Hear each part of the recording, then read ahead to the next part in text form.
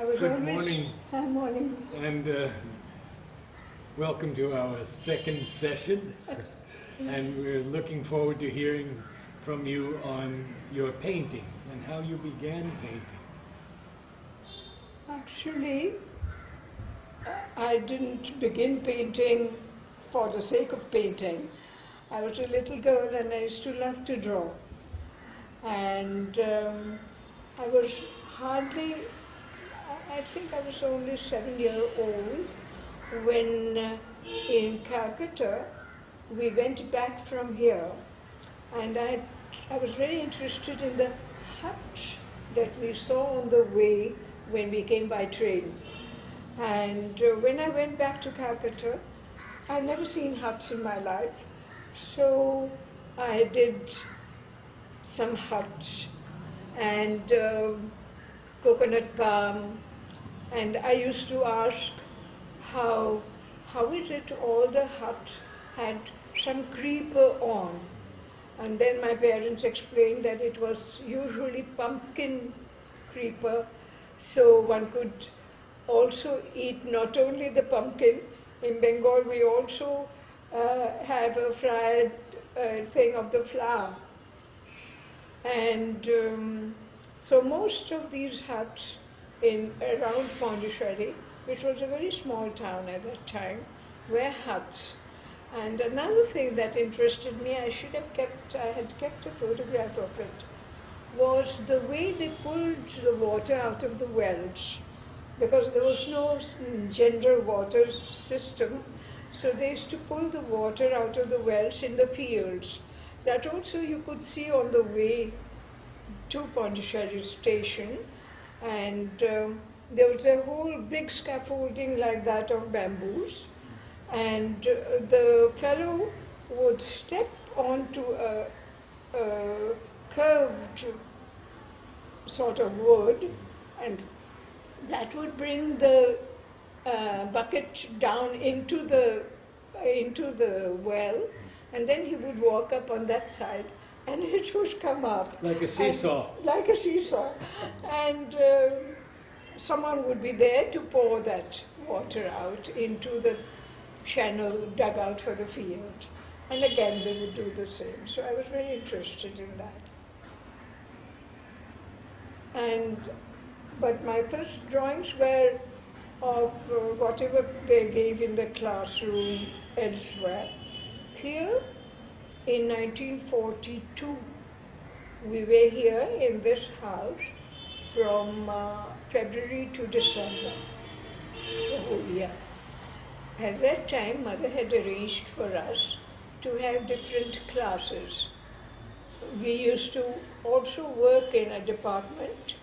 I was only 9-year-old, and we had classes of English. We had classes of drawing classes with, Sanjibonda. Sanjibon was one of the artists who was trained by the mother. We used to go to him after having our midday meal, so between 12 and 1, because after 1 he had his own work. He designed the gold-coned top chimneys or something like that. He had a very sure hand, a true artist, and we used to go to him. And as it was between midday 12 and 1, I used to feel very sleepy. I used to doze off sometimes, and then he said, "You are feeling sleepy? Oh, wait a bit. I've got a banana." And he knew I was very fond of green bananas. So he peeled that banana off. He said, "I'm holding in my hand. You draw it, and then I'll give it to you." Oh. He held for some time, then he said, "How long will you take my hand? My arm is aching." So then I finished it, and then I had the banana, so it was good. You have those drawings? I don't think I have kept it now anymore. So you finished So- the drawing of the banana. banana. And at that time we used to have an hour of English with one of the sadhaks, and this is the book we used to do, and High Roads of Literature. Here, it was full of stories, and there was this story of one young boy, Antonio, who was a kitchen boy, and his Italian master, I forgot his name. The cook asked him to do, he said, so he did a lion in butter, and that was kept on the dining table. And the person the gentleman said, who has done this? And they said, it is this child, Antonio.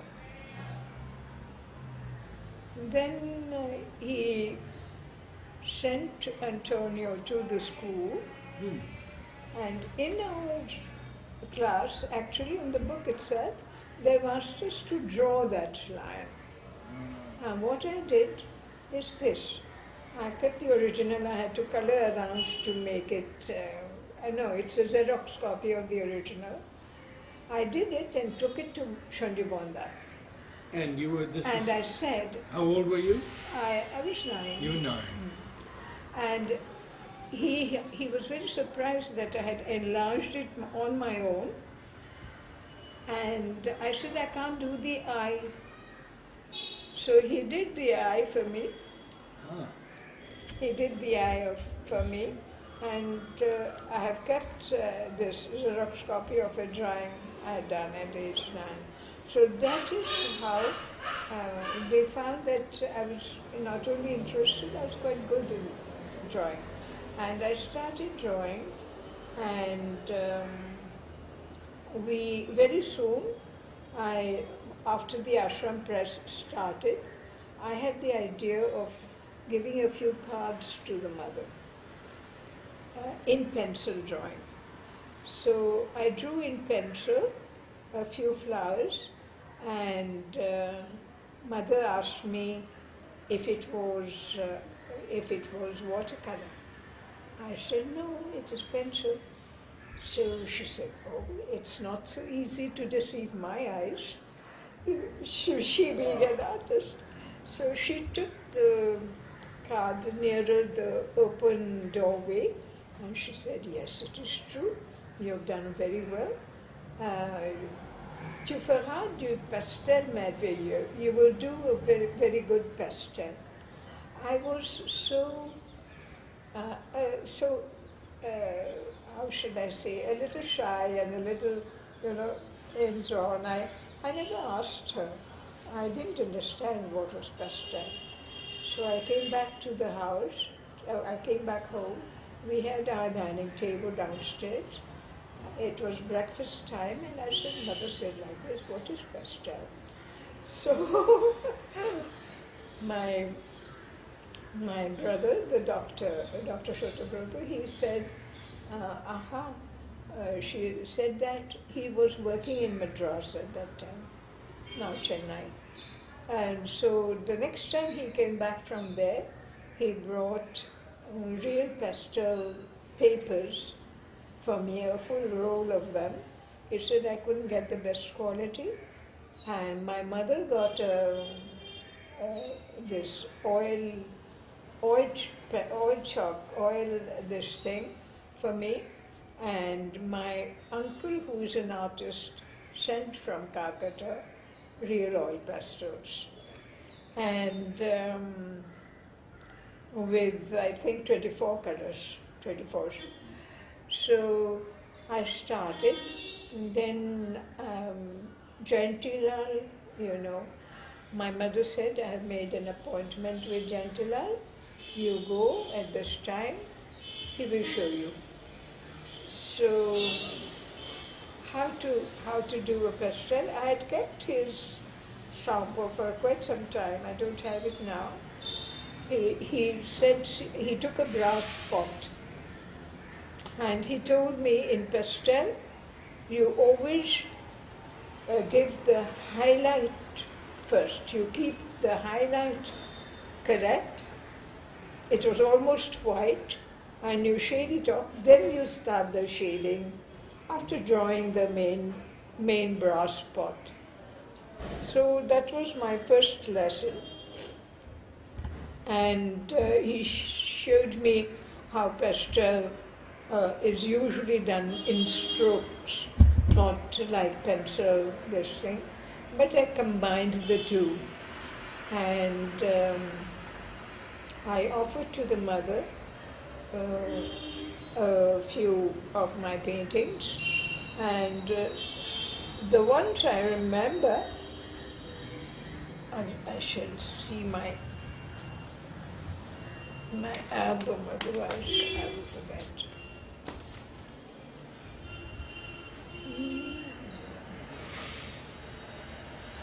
This is the type I did with pencil, color pencil.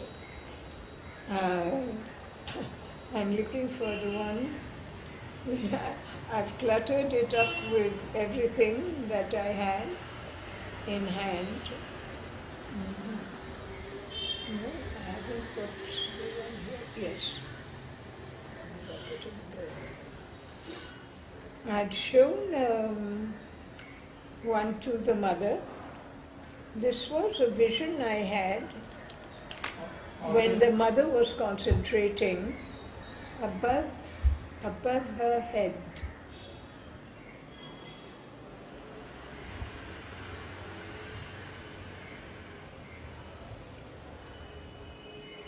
And mother liked it very much. Then I had a dream, this one, Morning Glory, the Morning Glory. aesthetic taste.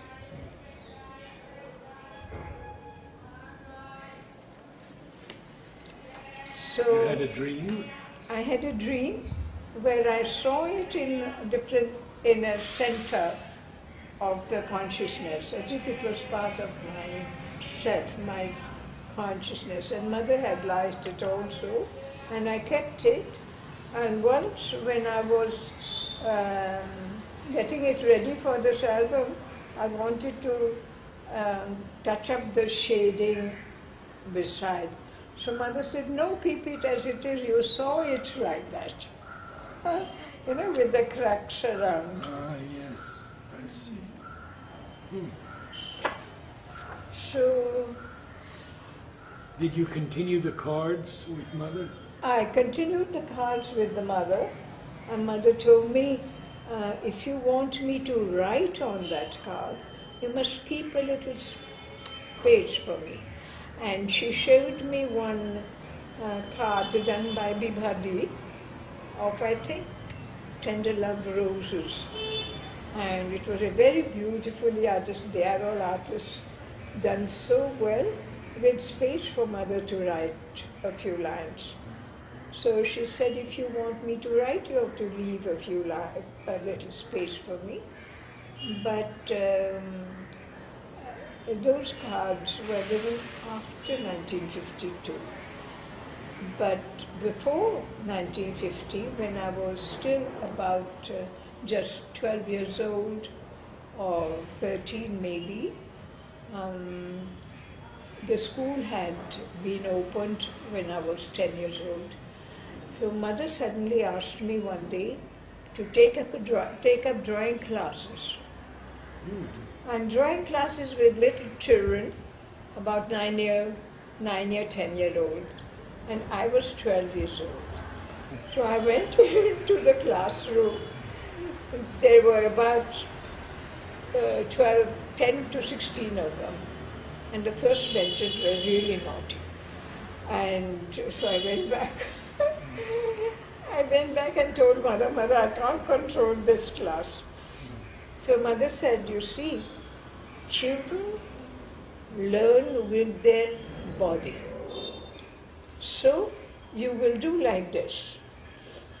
Put a point on one place on the floor and another point on another place. Ask them to walk. and then ask them to go reach the point around your table. So they'll have to draw a straight line and a curved line. So that's how you began. Then one fellow who was very naughty, he said, I know another way of reaching that point. I said, well, show me. So he started at this point, and he jumped onto the platform of the teacher, jumped down and up. And down and reached the point. I said, all right, draw it. So everyone drew a set of lines like that. That's how I had started. And much later, I went into drawing quite seriously whenever I had time, especially on the holidays. I used to paint a picture in pastel. But the children, what kind of things you get them to paint? It was sometimes a leaf, separate leaf, sometimes only, actually that class I can't remember very well, but we had prepared sets on which we had learned when we were young shading, like a cube in white, cylinder in white, and sphere in white. So we had to draw it and shade it when we were young. So to these children, I think I gave one or two such things. And then we tried some leaves, I think, if I can remember. I don't remember very well what exactly I'd given. Was it only pencil sketches or coloring also they did? First it was only drawing. Afterwards, to these children, I think we tried a little shading, because we didn't have so many colors and all. Much later, when I took the primary section in 1972, 75, 76, like that, at that time we did drawing in collaboration with Mahesh Podar and these people. So at that time they used to do two things, because at this level, Sri Aurobindo has told us that science has to be done by observation. And if you have made the child observe a flower, next lesson, take a flower of a similar type.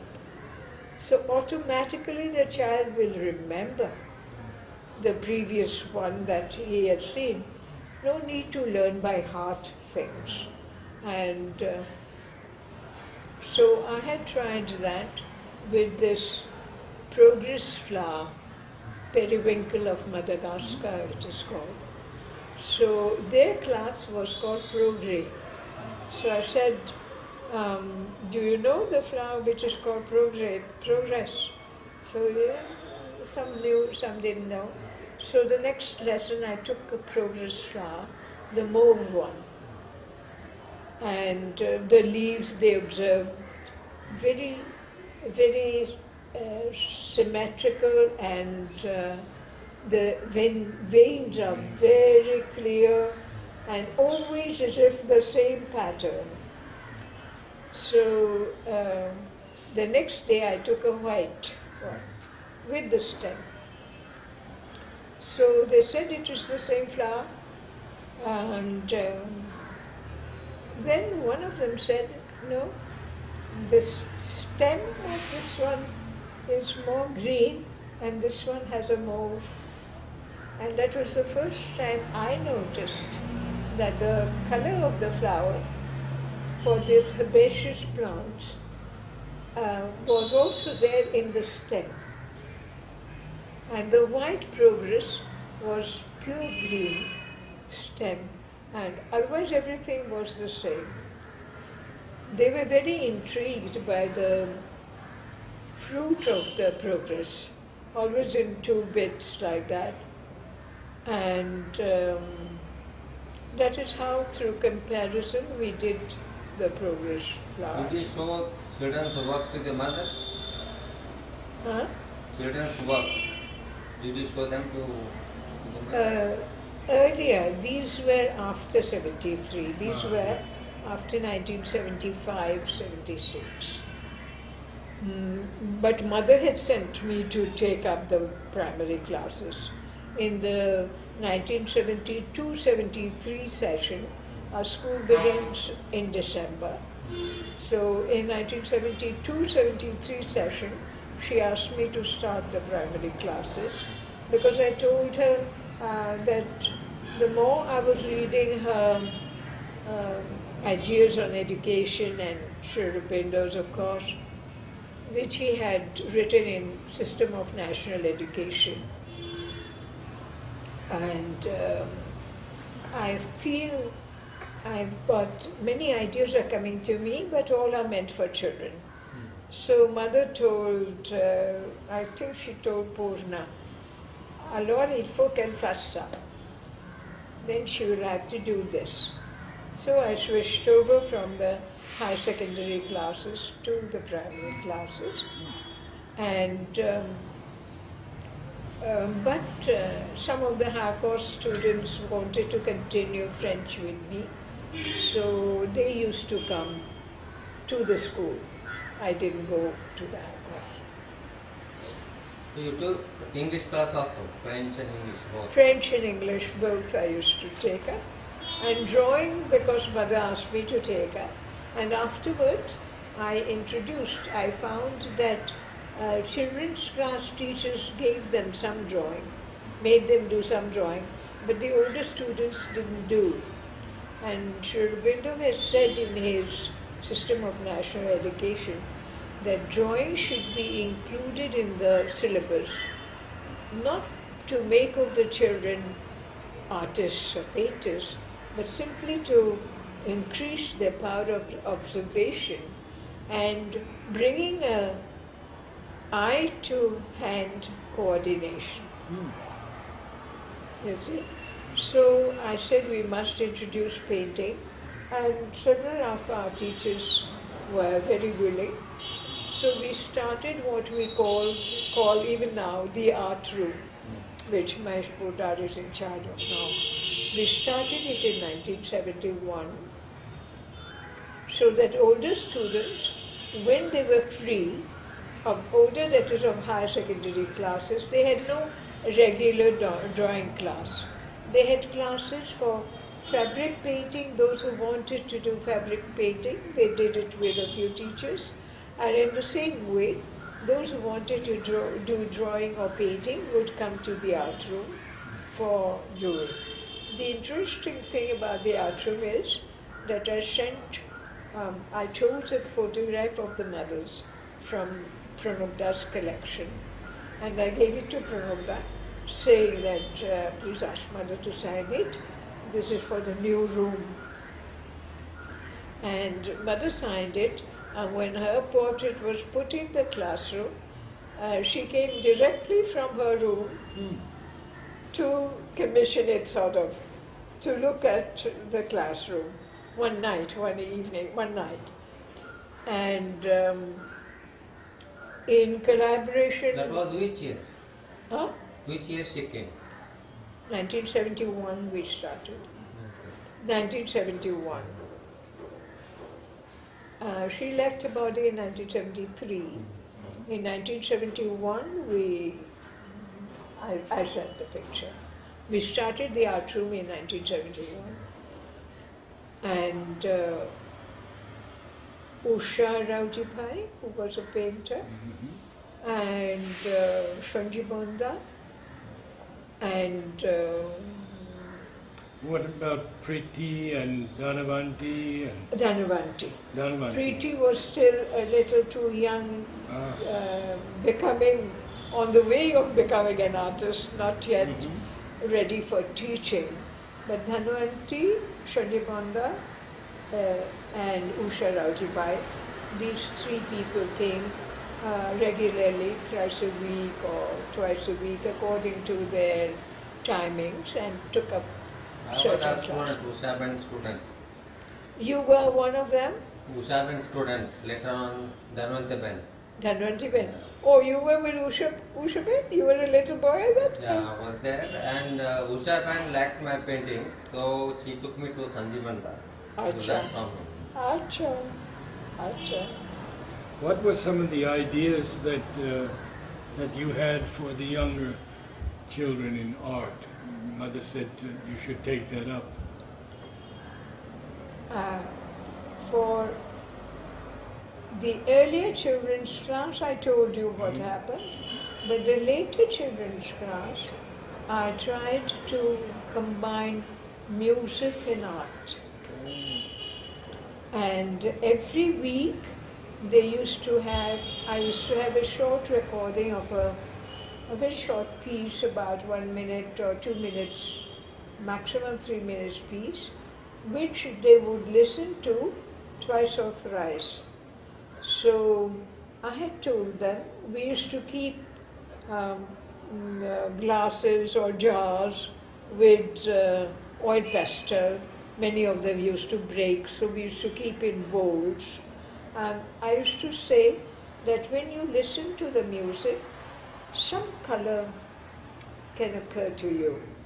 So it seems, and you will pick up the color and keep it ready. And after the music, you draw something, whatever you like. So they did some wonderful work. And then after that, I taught them how to listen to music and how to take the phrases. This we had learnt with the dancer Rolf Golowski, you know. That is, they recognized that there were phrases, but they had to start the movement of the arm from one side of their desk and finish it exactly at the end of the phrase. So they would know how many phrases there were in the piece that I had chosen. So for each phrase, they would choose a design that would suit. Some of them, they were mostly abstract paintings that they produced, and they were very good. One of the funniest ones was one day I said, they had singing classes also, but in the classroom I said, you have done with all the do, re, mi, fa. So how would you like to present the gamut? And we chanted something, I don't remember the details. When one girl did something wonderful, a little like a shell, you know, which had different colors. But one boy who was really technically minded did 7 steps like that. And over that, a matchstick drawing of a fellow who was climbing the stairs. And everybody had such a good laugh that the gamut became 7 steps, and one fellow was climbing the steps. So like that we had different experiences with the children. Some of them got interested in painting and art. What I did was to simply show them a picture. Say, I opened Robinson Crusoe here. I show them a picture. What is the main theme? So they would have to say a man doing something at a post, a wooden post. So I would say, what are the other elements in the picture? After shutting the book, and they'd have to say it from memory. and all types of things. Um, so we would see that there is something called composition in a picture. So at that level, age group 11, 12, I taught them foreground, background, main theme, main picture, just that much, not more than that. And they liked colors, children like colors, combining colors and music. This is what we did with the children. I just wanted to go back for a moment and, in general, what kind of music did you play? Was it Indian? Was it Western? No, it was a set of music that had been chosen by Rolf that we had. And earlier I could chant one or two of them, now I can't, I've forgotten everything. One of them was very popular, it was called Green Leaves. I don't remember the tune, but it was a short piece repeated thrice. So you would hear it thrice. It was for training students to listen to music so that you don't just dance automatically without thinking of this. I had done 1 year piece with a dance composition with mother's music because I had told the mother about a theme I had in mind of the inner being awakening the different parts of the being, physical, vital and mental. So mother thought I could do it with some Western classical music, but then afterwards she said, "Pourquoi pas avec ma musique? Why not with my music?" So she asked me to choose 5 or 7 minutes from the beginning or the end of a piece she had called Aspiration in the Physical. So that is how we did one dance. It had come out in the bulletin also, of 5 girls, 5 girls and me, 6 altogether, I think, or 4, whatever it is. So that's how I started listening to mother's music and saw the phrasing there. And Wilfie, had asked the mother, what is the significance of a rhythmic piece, very similar, which recurs after a few phrases. So mother had explained that in music it is a mood, it is a theme that she is developing, and when it has come to one conclusion, that piece comes. And then she starts the next part. Like Andante Allegro, as you have in Western. So, like that, I had noticed she often had 3 parts in a piece. Did you use Sunilda's music also? I have done with Sunilda's music for others. I haven't done myself. The year, quite a few I have done with Sunilda's music. Actually, he composed pieces which are known as the Hour of God. The Hour of God was a whole theme which is from which he has selected a certain part to make a half-an-hour piece. Otherwise, it was with mother's reading of the text Hour of God. And in the second part, mother had also read Gloire à toi, Seigneur, Sur Pater, the 2 years of stanza. in French. So that was included in that dance drama. So these we had in mother's voice. We had recorded the piece earlier between Norman Dowsett and me, and I think one more person was there, I forgot. The same piece, Hour of God. But then we had the idea we could ask Mother. So Mother, for the 1st December program, Mother read it. You said some time back you used to send the cards to the mother, and the mother said leave some space. Yes. Right? So do you have such cards? with Any mothers? such card? No, I don't think I have any such card with me left. No, any comments that mother wrote on your paintings? Do you have anything? No.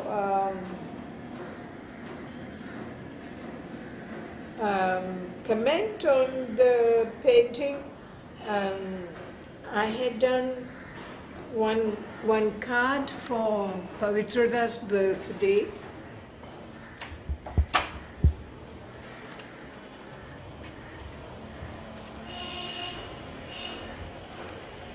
I thought I had kept it here.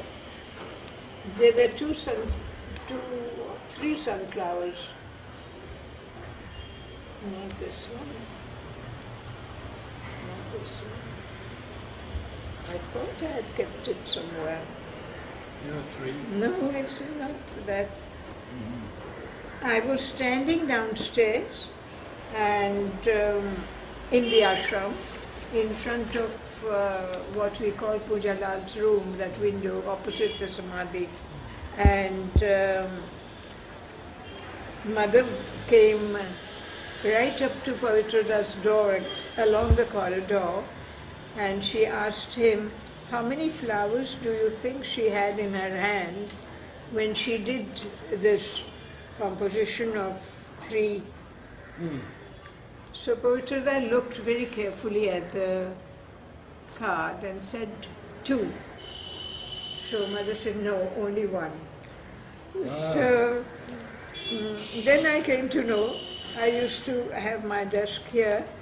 I was holding the sunflower in the hand, and then I turned it and did it from another angle. And my mother had shown them how I had done it. I thought I had kept a copy of Is the it. sunflower at the bottom? No, there are many. No, that is another. That is another.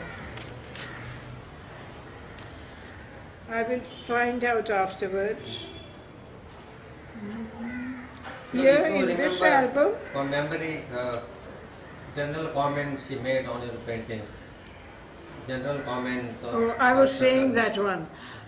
Mother said at that time when I did that card and gave it to Pavitrada, I sent it to Pavitrada. My classmates, all of them signed, Montfort for him.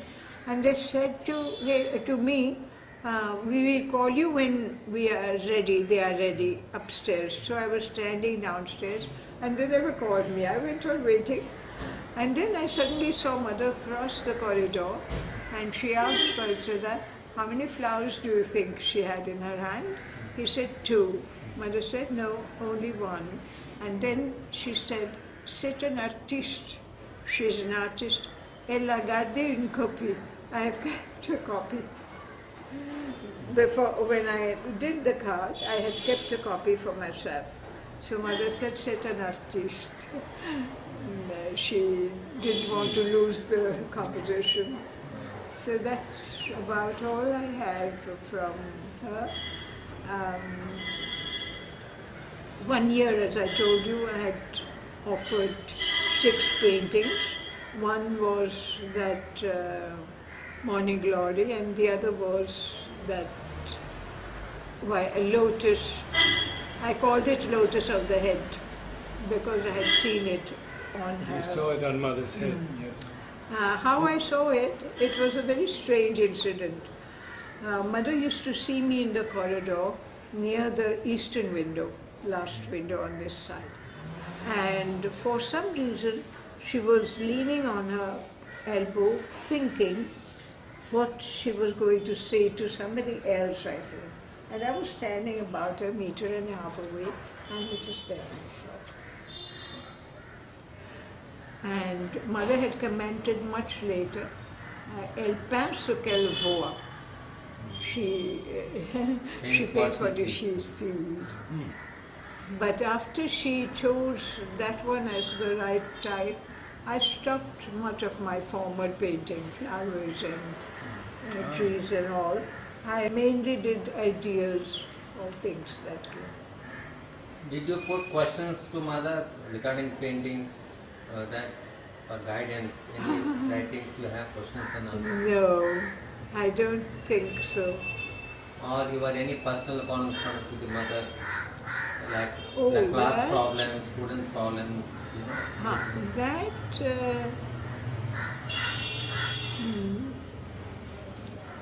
There are two that come to me straight away. One was when I was asked to take up French literature in the higher course. So it was my subject as a student. And I did my French, we had at that time Sakpri, taking one of the classes, one paper on modern French literature. And we did Jules Romain with him, and Malraux, a few moderns. We had a language class with Nirodha, who used to give us a dictation every week. And every week he would read, baccalaureate level also has dictation in the lycée. So he would read out two possibilities to the mother, and the mother would choose which dictation he would choose for that week. So once a week we did that, and another once a week we did history of French literature with Kunuma. You know Kunuma ji? He spoke very fluent French. He took history of French literature. So when I asked Mother, Mother, you have said literature is all words, words, words. It's all throat center, Mother used to say sometimes. Actually, what is written with inspiration? Should I take up literature in the school, French literature there? So Mother said, when a child is 14-year-old and chooses to do literature, certainly you will do it, and then no nonsense about it. You have to do a thorough job. And then I told Mother I would like to approach French literature like Sri Aurobindo has done in Future Poetry, in those 4 chapters, Course of English Poetry. So I would like to approach like that. So first Mother said, he was not very enthusiastic about French literature. So in French, so I said, but he has referred to French literature in his, so Mother said, show me. So I picked out all the references to French literature in the Future Poetry, and Sujata did a big chart. I did it in columns, this century and that century and that century, and this is what. So, but I had missed out 1 or 2 references. So Mother went through, and when she returned the paper, she said, it's all right, you can start your work with the student. Mais ce n'est pas tout. It's not all. There is a little more to it. But you can start that way. So that is about French literature that I started. And Sri Aurobindo himself has referred to French literature when he speaks of medieval literature in English, Chaucer, and it is modern, he has said all modern languages also in there at the beginning has an epic form, storytelling. So, like Chaucer's, it is pilgrims going to Canterbury, and they are waiting in their journey, and they are telling each other stories. That's how the Canterbury Tales are made.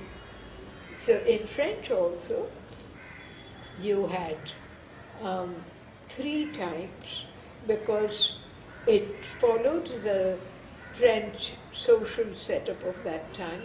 You had the zamindars, the castle owners, châtelain. You had the priests, and you had the common people. So there are 3 types usually of these, and Charlemagne was a very important figure in Europe who tried to unite Europe through Christianity. And so there were many stories of Charlemagne that are told afterwards in modern language also by Victor Hugo. So that was my subject. My mother liked the way I approached it. To come back to paintings, what kind of paintings you like to paint? I mean, whether you like nature or landscapes, or what medium you used for your paintings? I told you gradually my urge became expressing an emotion or an idea. If I was struck by something, instead of painting the thing, I would paint what I felt. So it became more abstract. This particular one, I'll take it out, it is easy to take out. We can turn. It is all right. This particular one is is Love and Death. This one was something I was thinking of because I told my students that they were art appreciation students. So I said, you must have noticed that in a color film, the director doesn't give any color dress, sari or anything to the actor or actress. The color chosen suits the mood or the temperament of the character. In the same way, you choose some feeling that you have had and just rub that color, which color you see. And they came out with very interesting things. And they did thought and love and other emotions like that, and they chose very nice colors. So when I gave them that subject, I was walking back and I said, it's very good to give a subject to a set of students. What will I do if I had to give to a character a color and all that? I won't believe it. I was doing that here, the poem Love and Death presentation on the stage, like a recitation and dialogue, both. You won't believe it, I was in that corner, just past Kurma's house, and it was as if in a screen, white screen, I saw exactly this. And for Love and Death, the orangish red for love and black for death, and I made a little mistake which I could never correct. The spiral here should go behind the flame. but I couldn't correct it. I added there a little red and green for Ruru and Priyambara, as if they were praying. And it was quite a big drawing. Hmm. So this was really a very strange experience. After It was that, done which year? 1976. So how many paint you continue to paint even now? Now, almost none. I do some sketches because I have time, I have nothing to do. How many works you have produced over the years? Oh, quite a few, as you see, according to whatever. I've done quite a few flowers. I have done, when I had gone to Nainital, I had done direct sketching on paper. I used to move around with a sketch pad and draw on it. I should have kept it handy here. They were interesting. One day we'll. We do photograph on them. painting, you can. I wanted to ask you about this one. This one, the window. It is that last window. Half open window. Beautiful. Amita Di, you have assimilated so much from the mother regarding paintings, guidance from the mother about painting, sketches. She gave guidance how to teach the children. So, in totality, what have assimilated from the mother regarding painting, drawings, and what message you put forth to the present artists? Gotcha. I'll have to prepare a little bit for that. Good. Present day, it is such an empty world, it is very difficult to say anything. But I think if people are interested in drawing and painting, they can still have scenery.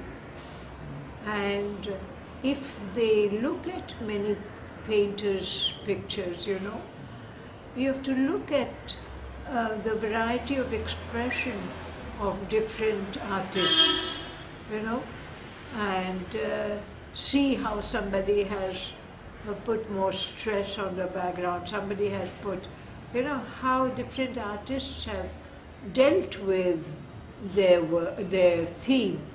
You have to look at many pictures. That's what I used to always say. And we looked at always some pictures, and in my art appreciation class, which some of the students had asked for, we had a normal method of working. I would bring a reproduction and it would be on the mat. We used to sit on the mat, and each student would comment on it, what he or she felt, whether, they liked it on the whole. So the usual way of art appreciation, I said it's not enough to say, I like this picture, I don't like that picture. You have to find out. That's how we started about composition and painting. I'll tell about it another time. Yes, I think I'd like to know much more about your art appreciation classes. So perhaps we can Take it up. take it up in our next meeting. Yes, sure. Wonderful. Sure. Thank you so much. Art appreciation classes were actually thrown on my shoulders. The student who came and said, I'm sure you can find some time. So I said, no, I know nothing about it. I like pictures, but I have never held art appreciation classes. All right, I shall try. We shall discuss, and you get the historical part ready. When was the artist and what was the age? Mm-hmm. So on that condition, we started the art appreciation class. Wonderful.